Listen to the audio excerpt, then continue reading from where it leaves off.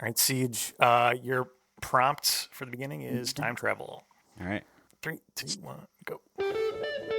Yeah, I was thinking about this. So time travel, what I would probably go back and redo is in middle school, puking in front of my entire middle school class one day.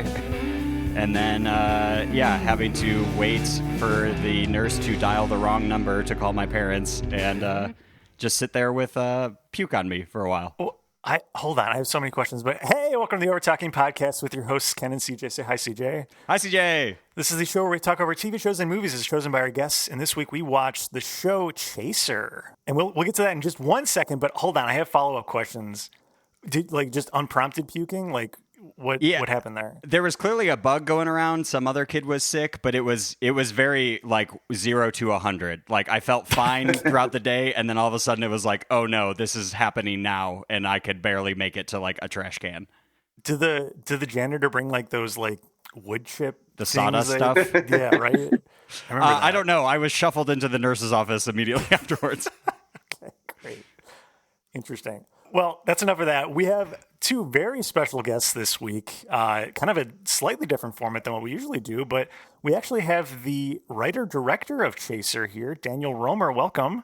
Thank you. And we also have the main star of Chaser as well, Russ Russo. Welcome.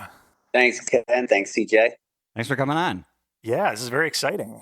So what we do at the beginning of almost every episode is we have one of you quickly describe what we're going to be talking about in 30 seconds or less. So which one of you wants to take on that role? I can start. Okay. All right. All right. I'm going to start the timer. Ready, go. Okay. Well, Chaser is a story about a video editor who discovers the power to re-edit the last 24 hours. So he gets this magic power, then he can go back and cut the last day, and it explores the ripple effect about whether that's a good or bad thing. 10 seconds left. He doesn't need more. That's it. Perfect. Love it. That's the elevator pitch. Yeah, this is succinct. Perfect. All right. So it's kind of unique, right? It's not time travel. It's more of time editing, which is really cool. So Daniel, you wrote this, right? How did you come up with that kind of unique idea? Well, it's based off of a short film from the early 2000s that I did. It's stars one of the actors that plays the antagonist in Chaser. And that movie was, I actually played a character in there that could rewind. There's these two angels that came in, and he could rewind their bodies and make them kind of say what he wanted them to say.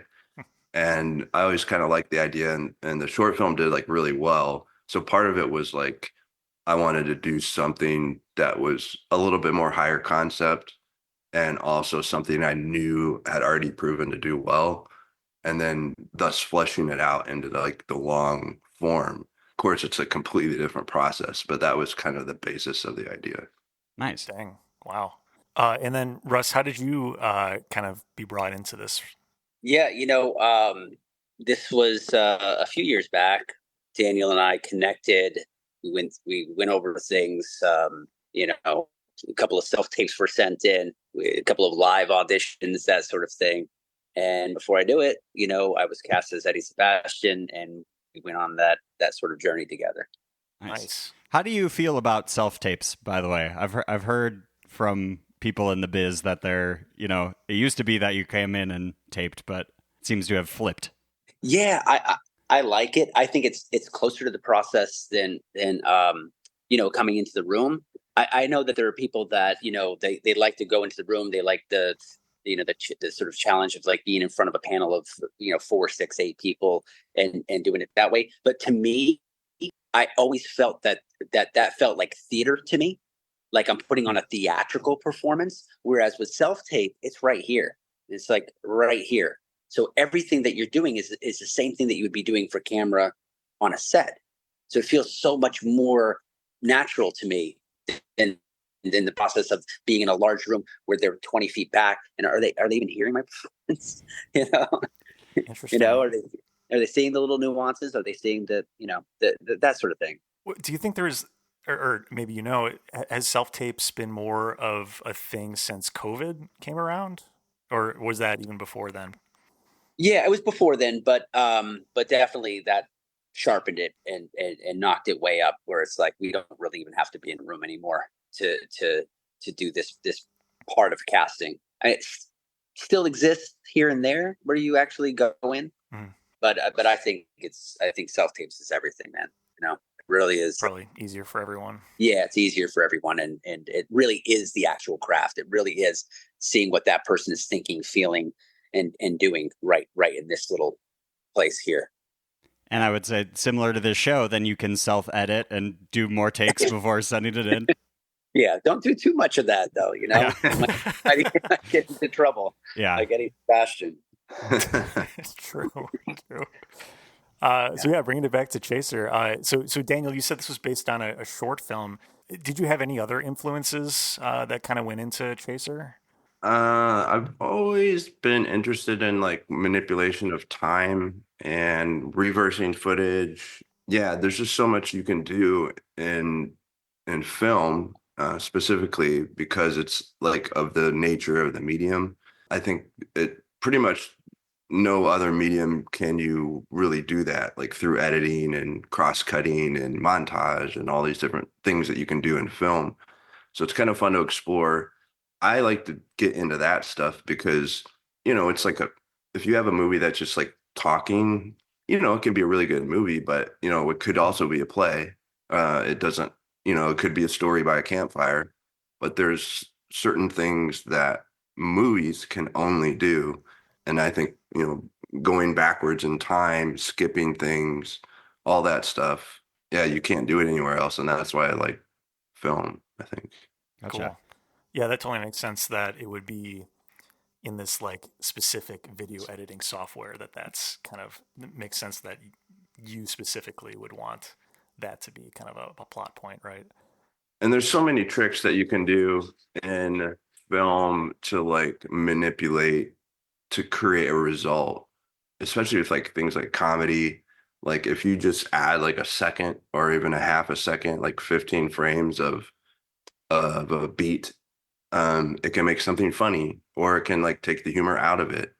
And the same thing with suspense, like it's just unbelievable the amount of combinations of all these elements: music, sound, pacing, color, all these things that amalgamate together to create a result.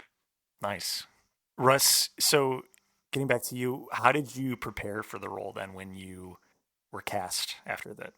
Yeah, it's funny because Daniel Roemer, when he first wrote the script, he had sort of a stutter for Eddie, and so I was starting to build the physicality and the mannerisms and his biography, his thoughts, and all of that, and there was like this really deep stutter that you don't hear in this series because literally on the first day of shooting, I was doing my shtick, and Daniel Roemer was like, maybe a little less of that.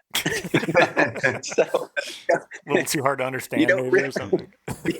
So I felt like what the beautiful thing about this craft is that you go in, you prepare, you rehearse, you go in with an idea, right? And when you get there, if you're not moved by the people that are there, by the director, by the creator, by what the writer has put together, and you're not meeting these people and finding new ways into the work, you're dead. You're dead in the water. So that's what happened to me. The process started in one place, and then when I got there, I met Daniel Roemer. I actually put a couple mannerisms of Daniel into Eddie Sebastian. Daniel showed me editing, for a week, and I started doing what Daniel was doing with the editing portion of it. So I felt like it was ever changing. I lost the stutter. So it was ever changing, Nice. That seems like the right way to do it, though. You got to adapt to like once you find it and do what feels right. I do want to say props as a fellow like tech nerd, props to making it very realistic. The editing software looked like actual software. I feel like a lot of TV shows and movies, it's like they're just clamoring away on the keyboard and then barely anything is happening on the screen that you see. That drives me wild when I see that. Yeah. That's Daniel Roemer, man. He's done it for like 20, 25 years. So credit to him. Russ did a really good job physically doing it, and we also had a guy named Gavin who did all our like on-screen visual effects for the laptop, because the laptop actually was just a green screen Yeah. that we had. It was like taped off with tape green screen, and we had to have him go back and like replace all that green screen, which sounds easy, but it was not easy. It took a long time, and he did a really good job. Wow. Yeah, I'm sure. Also difficult for the actor too. Yeah, that's true. Yeah, staring at a green screen. You're staring at a green screen, and all those reactions are off of that. It's always interesting. That's got to be tough. I have a very specific question that I noticed in episode 1 when you flip the laptop over. There's a phone number there, and it's not your usual like fake 555 phone number, and it's for an Ohio area code. Is that like to someplace from your childhood or something like that? Yeah, man, that's good recognizing that. It is, yeah. So my dad still has this phone number that he has never discontinued, but he does not use it. And it's been that way for like probably 12, 13 years, maybe more. And he just has decided that he's just going to keep it for whatever random reason. So if you call it, I think it just either continues ringing forever or it says not completed as dialed. So I was just like, yes, I'm going to use this, because I always hate it with the 555 number. It's like it takes you out of the movie, you know? Yeah. Okay, that's good to know. I was tempted to call it to see what would happen. I'm going to call it after we get done and see. Trolling the audience. They call a number and stay on the phone for hours. Yeah. See if the voicemail fills up with fans or something like that. That'd be awesome. Yeah. That's kind of cool. Yeah, and Daniel, you're from Ohio, correct? And that's why right. Yeah. Yep. I did enjoy too the if I'm getting the line right, that Ohio is the butthole of the Midwest. Yeah. Yes, nicely put. I mean, yeah. I feel like that's common. I have a few friends from Ohio, and they are also just like constantly shitting on it. And I think that line was written by one of our producers, is Andrea Whitmer, and I think that line was written by her. She has some good like one-liners in there that she added, somewhere during the process. Yeah, there's a couple. I was gonna say, I did not improvise that. Okay. So, Okay. Well, that's what I was going to ask next. I don't want to take credit for that. I love Ohio. Was there any improvisation on set? Because this is is actually surprisingly funny show. Were there any like ad lib things that went on? Definitely. Yeah. Russ, what sticks out for you? Oh my God, there's the church. My God, the church scenes. There was so much improvisation. There was stuff that didn't make it in when I like fell over the bench. Yeah, came back up. Those are so good. I had a pen that I had dropped. It's like found it.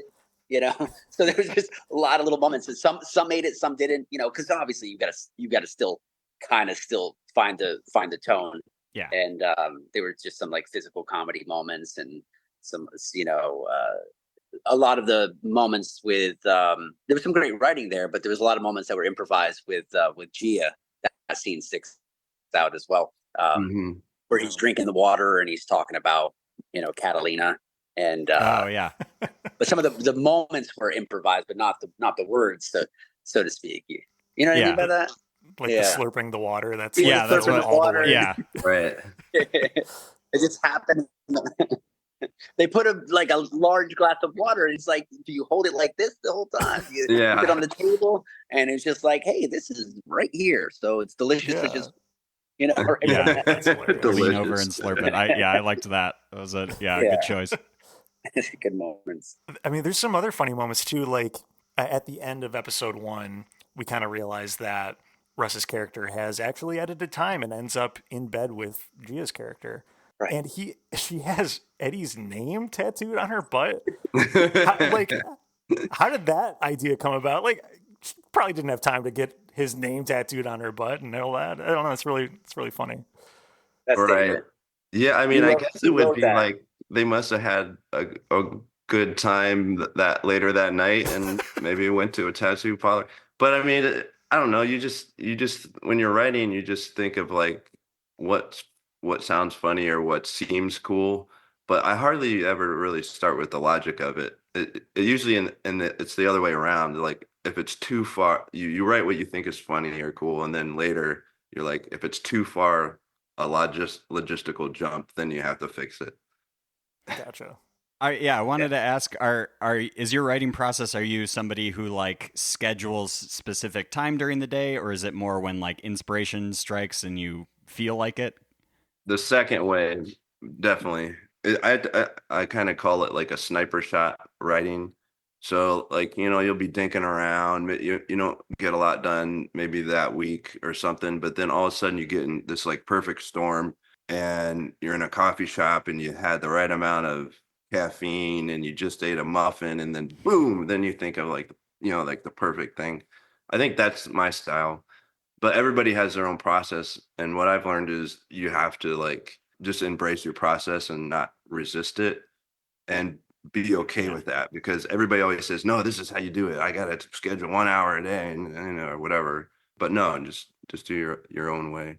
Kind of whatever works for you. Yeah. Yeah. For you, right? Don't force it. Yeah. Yeah, and there was a rewriting process as well because, about a week into this, we had like this 14-year-old boy that was supposed to be like sort of like an editing assistant and was going to go on this trip with us. And he was going to be sort of comedic relief. And he had all these like funny sort of lines. And he came in and I guess he wasn't like the puberty had hit, and it like they had cast like a year before. And something had changed in his voice and his mannerisms, and teenagehood had like really, really kicked in, and it wasn't so funny anymore. And unfortunately, they had to fire the kid. And Daniel did a lot of rewriting along with myself, Daniel DeWeldon, and Gia Bay that week to sort of take the kid out of the series. So there's rewriting involved as well. Yeah. Yeah. Interesting. Yeah, it was a little like the Casablanca where they're like rewriting. It wasn't as much on the set, but I remember, I think it was 3 days in after we decided we had to like let that person go, then we had to like quickly do a rewrite of the entire thing. And then that made, if there were ever any problems based on that rewrite during the shoot, then we'd have to fix them there. There wasn't a ton. But then also pre-production or post-production, there was quite a bit of like pickups that we had to do, or like little like voiceovers that we had to do to just make sure the plot was correct, and things like that. So it's definitely like a really interesting piecemeal way of writing that wasn't original. Like if you read the original script, it's a really nicely written script, and it's not all me. Like I had other people helping with story and everything like that. But yeah, it's a very different than the final product, which was more like kind of pieced together based on ongoing. Yeah, I imagine that has a lot of downstream effects then too, having to like rechange maybe shots that were going to be set up, or the sets, and rearranging all that stuff. Yeah, and in the end, it's the result is what you're looking for. So no matter how you get there, it doesn't really matter. It's about, you want to win the race. And if you fall halfway through and, it doesn't matter as long as you get where you want to go, When you have a rewrite like that seems more major. Did you have to like put a pause on filming to rewrite that? Or was it like a pretty quick, okay, let's shift some of these lines over to Russ's character or something like that? No, yeah, we couldn't afford to just stop shooting and rewrite it. I think if I remember correctly, I think we might have taken an extra day to do that. Mm-hmm. And then we had a couple days off. We had a couple days off, it was and like we a were weekend. Yeah. Okay. And then we came back and then we did kind of like a table read where everybody got in the room, and which was just our living room downstairs, and everybody got in there and just we read it out loud. And that was helpful too, because you can kind of tell what's not working. And then I went back and did like a quick polish on that. And then Russ did amazing because he really guarded the story, and he kind of acclimated the character that which was the younger character that didn't end up being in the final thing. He kind of like osmosis him into his character, which in the end was a lot better because it made the story about Eddie. as opposed to it being more of like a multi-character story. Obviously still has multiple characters and all that stuff, but the hero is Eddie. It just, I think it was a happy accident because it strengthened that. Yeah. Nice. Makes sense. Yeah, where did you guys film, by the way? Oh yeah. We filmed in Mansfield. Mansfield, Ohio. Oh, it was Mansfield. Okay. Yeah. Wow. Mhm. Nice. Yeah. What was that like going back? You're from there, correct? Yes. Yeah. Was that, so I assume that choice was like purposeful? You wanted to shoot in your hometown? Yeah, it's a great place to shoot, especially over the summer because there's so much variety of location. There's tons of brick, there's age, there's forests, there's fields, that like anything you can think of, they have. Plus, it has this kind of small town charm to it, so it's kind of really has this pretty charm feel, but then there's also this kind of creepy feel if you zoom in too close. And that worked perfect for the story, especially as Eddie's going down into this, dark dungeon and you're like, oh, that's what's underneath, Yeah, I wanted to ask, like, just because I'm a big Blair Witch fan, was any of that inspired into this story? Because parts there's three people walking through a forest and they find creepy shit, and I don't know, did Yeah. that kind of play into it? Yeah, no, definitely, because I don't know specifically from Blair Witch, but there is something for sure that I find like mystical, or it could be dark, especially we got like blood dripping off of leaves and stuff like that. Right. But yeah, that was interesting. I have really good memories as a kid. I played in the woods a lot, building forts and things like that. But I think one of the very first scripts I ever wrote as a kid, that I think was my first feature, if I can even call it that. But it was like 80, 90 pages, and it took place in a forest, and it was like, I think it was in like Japan or something, and it was in this like mystical, creepy forest, and there were like these two kids that were like searching for like a ancient sword, and then there was like haunted, and there's these ghosts, and like I don't know, but I think maybe that kind of seeped in. You always kind of forget the old stories, and that kind of probably seeped into that. Cool. Yeah, the creative imagination, and it's unconscious too. Sometimes Yeah. you unconsciously do things from films you love. Right. Even as an actor, you do things and you're like, oh my God, did I kind of borrow that from him, or did I take that from, you know what I mean? So Right. some of it's even unconscious or subconscious as well. For sure. Yeah, and you think of movies like Rambo, Commando, the movies I grew up on, a lot of them took place in the woods for some reason. Yeah. Nice. Yeah, I kind of wanted to ask everyone on this podcast, but like, this isn't exactly time travel, right? But it's time travel adjacent. What's everyone's like favorite time travel TV show or movie? Like mine is Primer. I don't know if anyone's heard of Primer before, but it's like an indie. Yeah. I really love that movie. See, do you want to go next? Do you have one? I got into Doctor Who. I've seen like whatever 11 seasons of that. I think that's a lot of fun that they can just choose wherever time and place to go to. Nice. Kind of cool. Russ, do you got one? For me, I think the most interesting one that I've ever seen, and I don't even know if this is considered time travel, just as Chaser is not directly considered time travel, but Right. I love Memento. Oh, yeah. Christopher Nolan's one of his first movies. It's so interesting how you can take a timeline and just break it up, and then it tells the story in the end. But the stories are like coming together from like beginning and end into the middle, and it's just fascinating to me. Fascinating when I saw that. Yeah, that's a great one. Yeah. I kind of feel like that ties into Chaser a little bit too, because like the very first thing you see in Chaser is like the end of the show, and I don't know, it's really Yeah, cool. that's right. Yeah, love that. I love things like that. Daniel, do you have a favorite kind of time travel adjacent? Yeah, media? I would say Donnie Darko. Ooh, Nice. that's a great one. It's Just watched that the other night.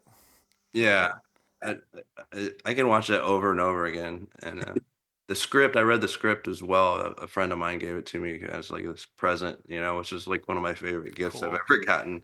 And it was actual script that Richard Kelly, the director and writer, had, and he had like written in it, and you could like see his notes and all that stuff. And Oh, that was wow. Wow. That's awesome. That's Dang. really cool. Yeah. Yeah. It's a great. I feel like Memento 2 has become like source material for stuff afterwards. Like that sort of turned it into a thing that then people are sort of like copying later on. Yeah. Yeah, for sure. Memento had, it blew my mind. So I can't imagine people coming up, 20 to 30-year-old creatives now saw it in their teens, not taking parts of that and just, like I said, unconsciously, subconsciously, but it is for sure like, it's a kind of a cultural shift for me in film. Yeah, totally. Yeah, when you have that creative of an idea, it's hard to not have that influence other things, Yeah. Right. See, you got anything else? Otherwise, I was just going to ask kind of like what's next for each of you? Yeah, go ahead. For me, I have, projects that I'm developing that I've been working on. I've been making movies for over 20 years, and I have a lot of stuff just kind of in the bullpen. So I'm working on those. I have a sports comedy I'm working on. Fun. And then obviously developing ideas for a second season of Chaser as well. Ooh, awesome. Maybe he meets Caesar in the timeline. Yeah, There you he go. meets Julius and timeline. Yeah. I'm always interested in like, do I actually even believe in time? Because time is relative, obviously, since Einstein proved that. And the closer you get to things like black holes, it slows and then crunches to nothing, no time. Thinking about the beginnings of the universe and time beginning, like all that stuff I'm really interested in. I think it goes even beyond just being able to control the past, which is Chaser season 1, is just things like going all the way back to the very beginning of time. Cool. So those are things I'm thinking about right now. Dang, yeah. Nice. Wow. Oh yeah. I would love to see a second season of Chaser. That'd be pretty awesome. See where that goes. Russ, what about you? Yeah, funny enough, I mean, I got several projects in different financial stages. You know how like some of them are like we've got this amount of money attached, we've got this person attached. Like we've got one project that's like just right there, like it's about to hit that $1.5 million mark, and that's the amount of money needed. And got Sean Ashmore from X-Men, played Iceman in X-Men, like attached to that one. Nice. And so that one's just about to go, but there's a couple that are also like in different stages that I'm going to be jumping on. One of them is funny that we're talking about time is about it's called The Immortalist. It's about a man who he's going through time as a 33-year-old man. I'm playing that character who has to like sort of jump from place to place and pick up his life, and people start to realize that he's not he's not aging. He's not. And I think, without giving it too much away, it kind of like how far back can that go? Like how far back can a man who stays one age, can it go as far back as the resurrection? We don't know, so he's the immortalist. Interesting. Very cool. Oh yeah. That's a cool idea. Wow. I feel like that's always like people talk about that, like being immortal, if that was like something like a superpower you could choose or something like that. And people forget that then you're going to experience lots and lots of loss. You're going to watch like everything deteriorate and die and have to like restart your life over and over again. And you restart again. And yeah, that's what this particular project explores, is that, how weary would you be if you had to explore that for thousands of years, the same age over and over and over for thousands of years, and having to watch everything go away each and every time.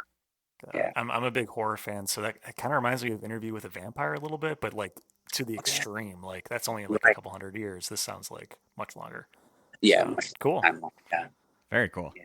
All right. Well, I think it's time for some trivia. right. So it's time for. Hey, did you do that? I didn't know about trivia. Okay. I'm not sure about that. It's not about Chaser. It's about just time travel, other stuff in general. Again, just kind of tangential to Chaser, but just for fun, I'm gonna ask a couple questions and just shout out the answer if you know it. And most points or right answers at the end wins, and that's it. So real fun. All right, first question: what 1984 film features a creature whose main mission is to find and kill Sarah Connor? Terminator. That's correct. Nice. 1 point for Daniel. All right. I feel like I'm in 4th grade. Like Terminator. Yeah. These are all probably pretty simple, but yeah, you just gotta be quick. They're fun. All right. Next question. What 1985 film features a boy who goes back in time to 1955? Back to the only to Future. fight? That's correct. Yeah. Oh, I hit that one before That the was end of the good. question. Yeah, that was Only quick. based off the dates. Wow. Yeah. Got to hit that 1955, and that's it. Yeah. I was going to say only to fight off his mom's sexual advances, which is That's Yeah, so weird. That was the creepy part of it. that Yeah. was the creepy part. All right. What 2014 film was originally titled Live, Die, Repeat? The This one Tom might be a Cruise. little harder. Oh, I mean, but what's the title? I don't know. Remember the title. the Yeah, why does that sound It's. familiar? I know the poster. I Mhm. know. I'm seeing it. I'm seeing Emily Blunt. I'm seeing Tom Cruise, and I'm going like, Oh, That's it. yeah. I just Right. watched Yeah. that a couple of years ago. That ended Yeah. up being the tagline for this movie, which is on the yeah, the poster. Which is probably tagline, why but you're not the seeing it. action. It's similar. Yeah. It's almost like it's Yeah. almost the same. Yeah. I give But up. I think ours is live, die, relive. Right. Yeah, that's true. That's why it came to mind. Geez. All right. Edge of Tomorrow. Edge of Tomorrow. Yeah. That's it. They had the actors though. I didn't. Yeah, guys- you did. knew Yeah. it. You knew Yeah, what it you was. knew Yeah, it. the actors. Yeah. Didn't know the name of it. All right. Still tied between Daniel and Russ. Next question. What 2014 movie featured a man with claws who was sent back in time to stop the assassination of Peter Dinklage? Jesus. Some Wolverine one? Oh, Jeez. yeah. It's gonna be Man with Claws. Yeah, man with claws immediately think Wolverine. Speaking of X-Men. Yeah. Oh man. How long did they go back in time in? I don't remember them going back in time in one of them. Oh, is it Days of Future Past or That's is that one of it, them? yes. Ah, yes. Oh, Yeah. all right. All right, I'm on the board. You're on the board, and we've got a 3-way tie. DJ's here. All right. We'll have an extra one at the end, but I just want to make sure we're not in a tiebreaker scenario. So this will be the tiebreaker, and this should be pretty easy for one of you. But what 2001 movie was a Sundance flop that went on to be a home video cult hit that featured a deformed bunny costume? Donnie Darko. There it is. That's correct. That was Daniel's. Yeah. Absolutely. Yeah. Well, Daniel, that makes you our winner. Congratulations. Yeah. All Finally won something. Good work. Good I work. got a bonus one at the end here just for fun. In what 1999 comedy does a man travel back to 1969 after his mojo was stolen from his frozen body? Austin Powers. That is correct. That's Mojo. good. I forgot about Mojo. Yeah, the mojo gave it away. Yeah. Yeah, absolutely. Well, Nice, thank you nice. both, Daniel and Russ, for joining us. Where Yeah. can people find Chaser? So you can get it 2 places easily. One is Prime Video on Amazon, and right there it's pay-per-view. And then if you want to watch the free with ads, it's on Tubi. Nice. Nice. So, yeah, those are the 2 easiest places to see it. It's on a few other places too, but I recommend it's like $9.99 for the Amazon version, but you don't have to sit through an ad at the worst possible moment. So Yeah. I wish creators got to choose when the ad breaks are. I feel like the people in charge of that always choose terrible times to cut away. The worst timing. Yeah. Yeah. Absolutely. Well, thank you again both for joining us. Everyone, definitely check out Chaser. It's funny. It's creepy. I love time travel related stuff. So you definitely go check it out. Where can people find you both if they want to look you up? Actor Russ Russo, TikTok, IG. Perfect. Yeah, easy. yeah, Instagram for me is the best. It's just at DF Roemer, like Daniel Frederick Roemer, DF Roemer. Nice. Perfect. Hit them up. All right. Well, Siege, where can people find us? You can follow us on all of the things at Overtalking Pod. That's Overtalking Pod. You can go to our very real website, overtalkingpod.party. There's a search bar if you want to see if we've covered one of your favorite TV shows or movies, or email us at overtalkingpod@gmail.com. And I can't just go right into this right away because it's a pretty weird thing we do on this show. But just to explain a little bit, We have a very long-running joke, but not a joke. It's a very real thing where we have a landlord who is a demon ghost thing. Anyway, oh no, they're here. The Overtalking Overlords have arrived, and they show up at the end of every episode to remind me to remind you, as the listener, if you like the show, please go on Apple Podcasts and Spotify to rate and review. Reviews are what help people find this podcast. Also, we spend no money in advertising, so if you like the show, please tell a friend and spread the word. That would really help us, and we would really appreciate it. Thank you. Nice. All right. Well, thank you guys. Have a great rest of your day. Thank you. Thanks. Thank you, guys. Yep. Bye. Bye. This episode of the Overtalking Podcast was produced by Ken and CJ, edited by CJ. This week's special guests were actor Russ Russo and writer-director Daniel Roemer. Music by Justin Peters. Logo by Nate Richards. Check out Nate's work on Instagram @NateRichardsDesigns.